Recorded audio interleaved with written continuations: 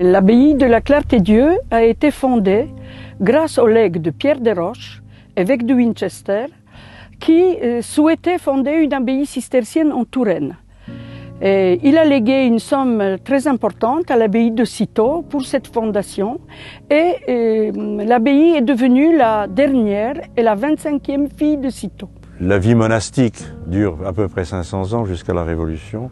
En 1791, c'est vendu comme bien national à un marchand de pierre qui démonte tout jusqu'en 1816.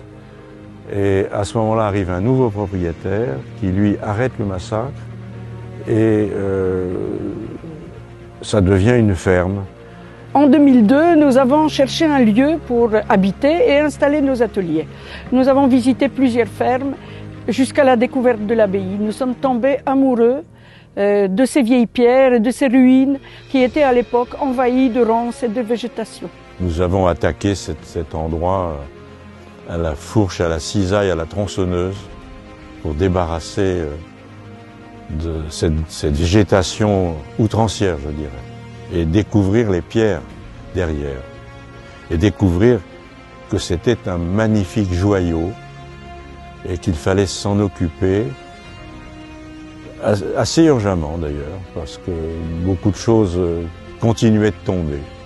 Nous avons abordé ce travail de l'abbaye tout en sachant que nous n'avons pas les moyens, qu'il faut énormes pour réussir une entreprise pareille, et que le travail personnel va être une grande partie de cette restauration. Donc ça fait 17 ans que nous avons voué notre vie à le faire.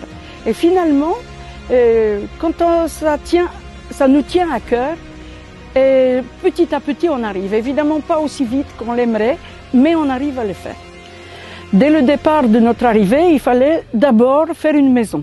Rien n'était habitable, il n'y avait pas de fenêtres, il n'y avait évidemment aucun confort ni d'installation d'eau. Donc les premiers gros chantiers, les premiers, je peux dire 1 an ou presque 2 ans, c'était rendre la maison habitable.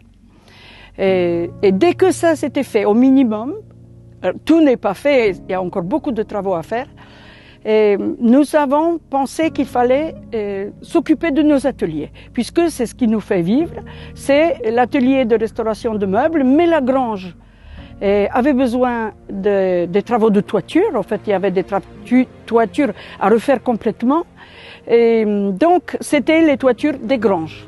C'était ça le premier grand chantier après la maison.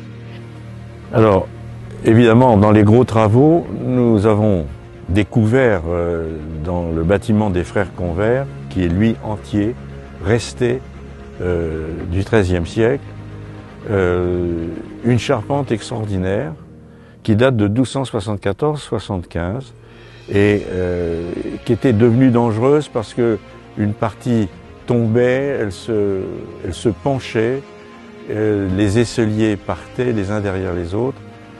Et nous avons pu faire une réparation qui fait que la charpente maintenant est fixée. Nous avons remplacé les bois qui manquaient, réparé une partie de la sablière.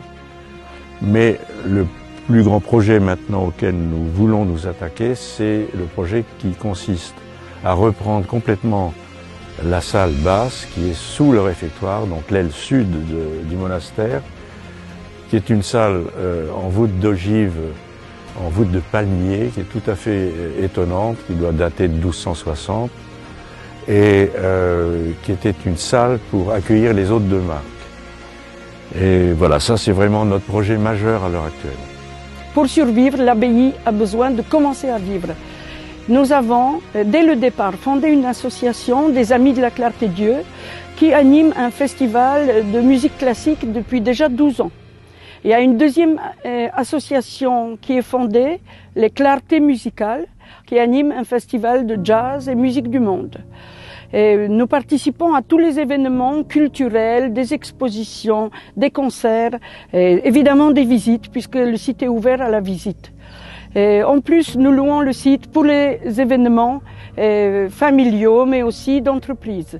De plus en plus de gens connaissent et aiment venir à la Clarté-Dieu. Ça a été une grande surprise de remporter ce grand trophée. On ne s'y attendait absolument pas. Ma femme et moi, nous faisons des concours. Bon, mais là, on se demandait, est-ce que c'est possible? Bon. Et ça a été donc une merveilleuse surprise, inattendue. Et merci, parce que c'est extraordinaire.